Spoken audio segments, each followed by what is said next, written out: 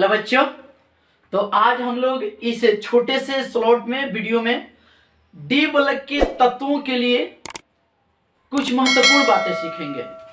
D block के जो तत्व हैं उनके मतलब उनसे रिलेटेड जो महत्वपूर्ण पॉइंट्स है उसको देखेंगे, ठीक है ना।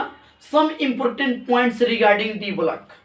डी ब्लॉक के लिए कुछ महत्वपूर्ण बातें हैं यहाँ पर जो एग्जाम के व्यू से, कंपटीशन व्यू से बहुत इंपॉर्टेंट होता है। तो वही चीज लिखा है कि some important points regarding D block. D block से रिलेटेड कुछ महत्वपूर्ण बातें हैं और इसमें हम लोग इसके बाद कुछ क्वेश्चन को भी करेंगे, कुछ क्वेश्चन को भी हम लोग इसमें कवर करेंगे। देखिए क्या है ये। सबसे पहले बेयर्स रिएजेंट। आपसे क्वेश्चन पूछा जा सकता है कि निम्न में कौन बेयर्स रिएजेंट है, या बेयर्स रिएजेंट का कंपोजिशन आपसे पूछा जा सकता है। ये महत्वपूर्ण है, जो महत्वपूर्ण है मैं इसको स्टार्ट कर दे रहा हूं।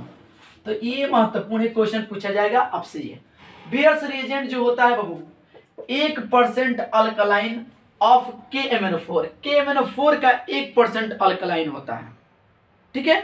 चलिए नेक्स्ट क्या है, इटार्ड। ये भी क्वेश्चन बहुत इंपॉर्टेंट है पॉइंट्स। इटार्ड्स रिएजेंट जो होता है, हम लोग क्रोमाइल क्लोराइड को इटार्ड्स रिएजेंट मानते हैं, CrO2Cl2। हम लोग डी ब्लॉक में क्रोमाइल क्लोराइड टेस्ट भी पढ़े हैं, क्रोमाइल क्लोराइड टेस्ट पढ़ चुके हैं। तो ये chromyl chloride test Etard reagent के रूप में भी यूज होता है। चलिए इसके आगे बेफोर्ट्स रिएजेंट। बेफोर्ट्स रिएजेंट होता है कॉपर एसीटेट और एसिटिक एसिड का मिश्रण होता है। ये इंपॉर्टेंट नहीं है। Next Lucas reagent, very very important. Lucas reagent ये बोर्ड एग्जाम में पूछा जाता है कि लुकास रिएजेंट का कंपोजिशन क्या है। एनहाइड्रस ZnCl2, शुष्क ZnCl2 plus conc HCl, that mean सांद्र HCl को हम लोग क्या कहते हैं, लुकास रिएजेंट कहते हैं। वैसे ये brown catalyst, brown catalyst that mean nickel boride, nickel boride को हम लोग ब्राउन कैटालिस्ट के नाम से जानते हैं। नेक्स्ट ये भी इंपॉर्टेंट है आपका परमैग्निक एसिड। ये होता है HMnO4, इसको बोलते हैं परमैग्निक एसिड, परमैग्निक एसिड है ये, ठीक है। चलिए नेक्स्ट है कैलोमल। ये भी इंपॉर्टेंट है, ये भी एग्जाम में पूछा गया है नीट जेईई में। Hg2Cl2 को हम लोग कहते हैं कैलोमल, कैलोमल। Hg2Cl2 को क्या बोलते हैं, कैलोमल। वैसे ब्लू विट्रॉल, ये सब तो आपसे एग्जाम में पूछा जाएगा। ब्लू विट्रॉल ये आप जानते हैं CuSO4 5H2, green vitriol FeSO4 7H2, white vitriol ZnSO4 7H2 होता है। नेक्स्ट है लूनार कास्टिक। ये होता है AgNO3 को हम लोग लूनार कास्टिक बोलते हैं, लूनार कास्टिक। स्पष्ट ना, लूनार कास्टिक क्या होता है, AgNO3 होता है।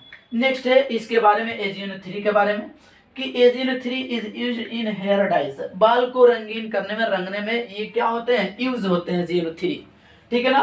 और इसको हम लोग रंगीन बोतल में, कलर्ड बोतल में स्टोर करते हैं, रखते हैं, ठीक ना, क्योंकि ये सनलाइट के प्रेजेंस में डिकम्पोज हो जाता है, टूट के बहुत मतलब पॉइजनस नेचर के कंपाउंड्स बना लेते हैं, इसलिए इसको रंगीन बोतल में रखते हैं। तो वही चीज लिखा है, it is kept in coloured बोतल because it decompose in presence of sunlight. ये सनलाइट सूर्य प्रकाश की उपस्थिति में क्या हो जाते हैं, टूट जाते हैं, बिखर जाते हैं, डिकम्पोज हो जाते हैं, ठीक है।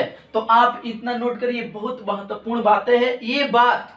ये जो है some important points regarding D block elements या डी ब्लॉक, ये बात हमेशा एग्जाम में ऑब्जेक्टिव क्वेश्चन के रूप में पूछे जाते हैं, इसलिए आप इसको नोट करें। इसके आगे मैं और एक है उसके बारे में लिखता हूं, आप नोट करें।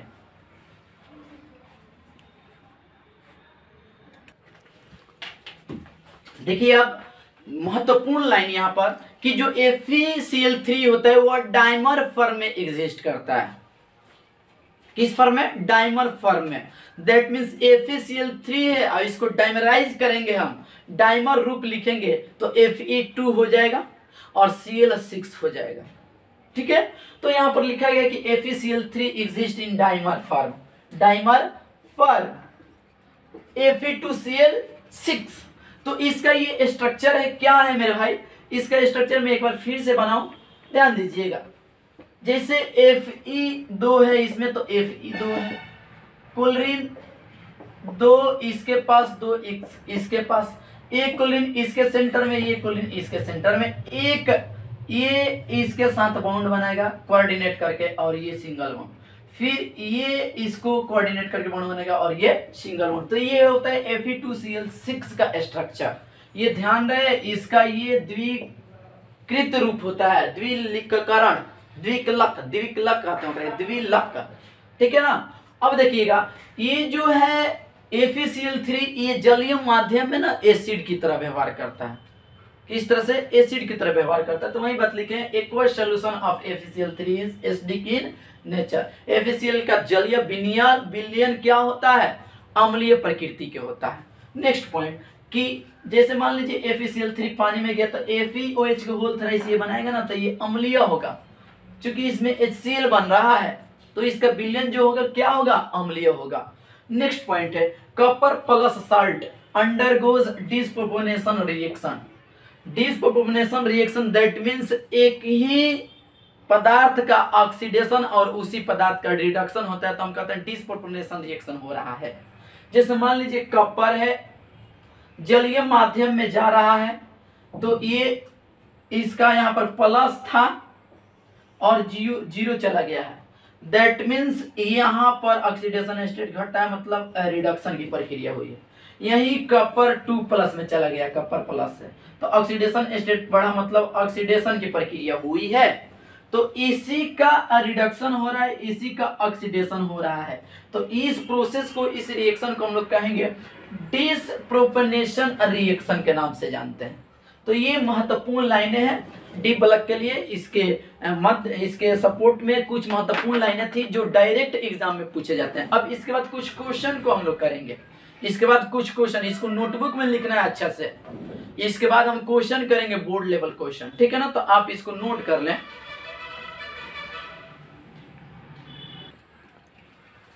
तो बाबू मेरे ध्यान दीजिएगा, यहाँ पर कुछ क्वेश्चन कर रहे हैं हम लोग डी ब्लॉक के लिए।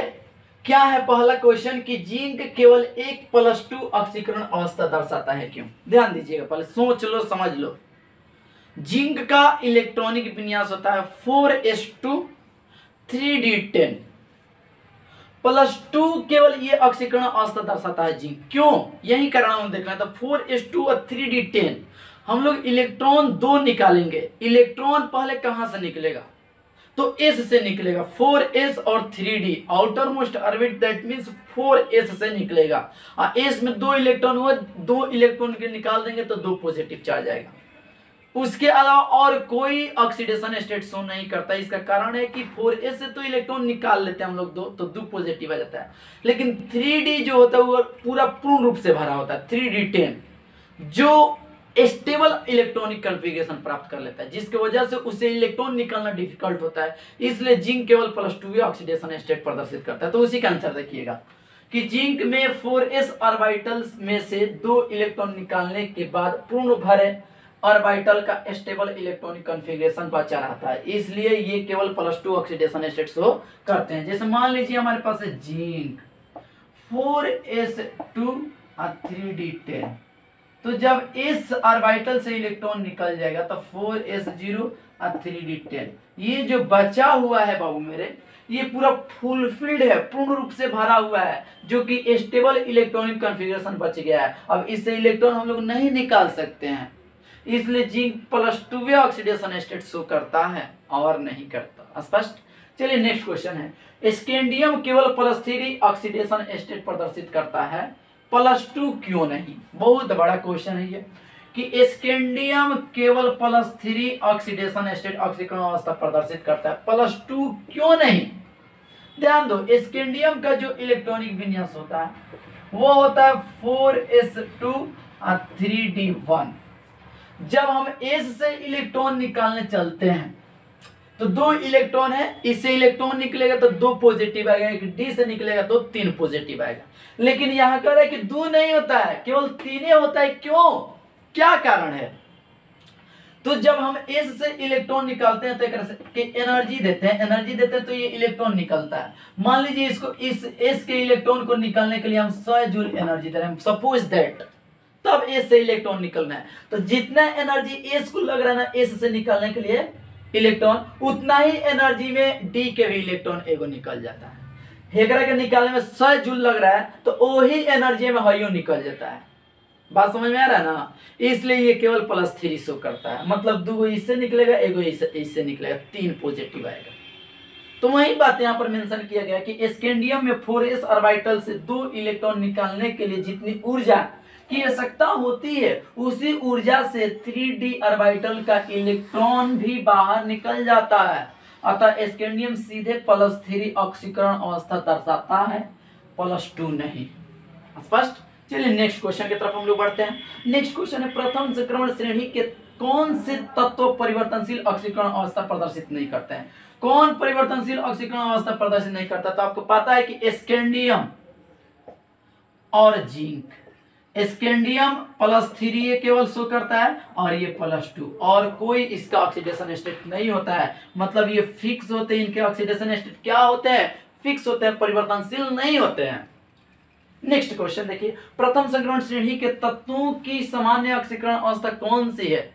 प्रथम संक्रमण श्रेणी दैट मींस 3d सीरीज के तत्वों के लिए जो सामान्य ऑक्सीडेशन स्टेट होता है वो आपको क्लासरूम में बताया गया है कि +2 होता है। अब बोला गया है कि 3d से ही क्वेश्चन पूछे जाएंगे एग्जाम में। 3d हमारे लिए बहुत इंपॉर्टेंट है, 3d का हर चीज पता होना चाहिए, और 3d हम लोग क्लासरूम में एकदम डीपली पढ़े हैं, नीट जेई और बोर्ड लेवल का हर तरह के क्वेश्चन भी हम लोग कवर किए हैं। स्पष्ट ना, आपको असाइनमेंट भी प्रोवाइड किया गया है, जेई नीट लेवल का, बोर्ड लेवल का, ठीक है ना। तो चलिए इसको नोट करिए। और भी एक क्वेश्चन है इसमें कि हम लोग स्कैंडियम से मैग्नीज तक जाते हैं तो अनपेड इलेक्ट्रॉन बढ़ता है, और अनपेड इलेक्ट्रॉन दैट मींस ऑक्सीकरण अवस्था बढ़ता है, लेकिन उसके बाद जाते हैं तो घटता है। इसका कारण क्या है, ये सारी बातें जानेंगे। उसके बाद एक बेसिक और एसिडिक नेचर से क्वेश्चन करके हम वीडियो के स्लॉट को रोक देंगे। चलिए इसको नोट कीजिए आप।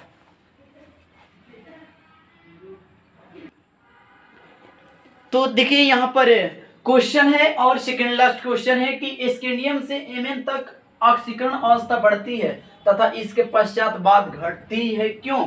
जैसे मान लीजिए यहाँ पर हमारे पास क्या क्या है, जरा ध्यान दीजिएगा।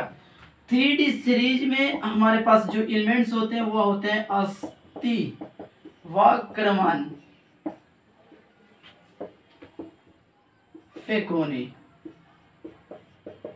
फ्यूजन, और इसके विन्यास की बात करें तो इसका 3d1, 3d2, 3d4 और 3d, इसका 3d3 और इसका 3d5 और इसका भी 3d5 और इसका 3d6 और इसका 3d7, इसका 3d8, इसका 3d10 और इसका 3d10। अब जरा ध्यान दीजिएगा, हम जब मैग्नीज से Sc से मैग्नीज जाते हैं तो अनपेड इलेक्ट्रॉन बढ़ता है। इसमें अनपेड इलेक्ट्रॉन 1, इसमें अनपेड इलेक्ट्रॉन 2, इसमें अनपेड इलेक्ट्रॉन 3, इसमें अनपेड इलेक्ट्रॉन 4 और 5, और इसमें भी अनपेड इलेक्ट्रॉन कितना है? 5 है। तो मतलब यहाँ से यहाँ तक जा रहे हैं तो अनपेड इलेक्ट्रॉन की संख्या बढ़ रही है, लेकिन इसके बाद तुरंत हम इधर जा रहे हैं तो इसमें अनपेड इलेक्ट्रॉन 4 आएगा, इसमें अनपेड इलेक्ट्रॉन 3, इसमें 2, इसमें मतलब एस के 1, इसके 0, ठीक है ना। एस के लिए जाए तो 1 आएगा, ठीक है। अब जरा ध्यान दीजिएगा, आप ध्यान देंगे, यहाँ से Sc से Mn तक जा रहे हैं तो अनपेड इलेक्ट्रॉन बढ़ रहा है, और जब अनपेड इलेक्ट्रॉन बढ़ता है ना तो ऑक्सीडेशन स्टेट भी बढ़ता है। यहाँ से फिर इधर जा रहे हैं तो अनपेड इलेक्ट्रॉन देखो 5 4 3 2 1 घट रहा है, इसलिए इसका ऑक्सीकरण अवस्था भी क्या होता है? घटता है। तो वही चीज है कि Sc से Mn तक अनपेड इलेक्ट्रॉन की संख्या बढ़ती जाती है, इसलिए ऑक्सीकरण अवस्था भी बढ़ती जाती है, जबकि Mn के बाद अनपेड इलेक्ट्रॉन की संख्या घटती जाती है, इसलिए ऑक्सीकरण अवस्था भी घटती जाती है।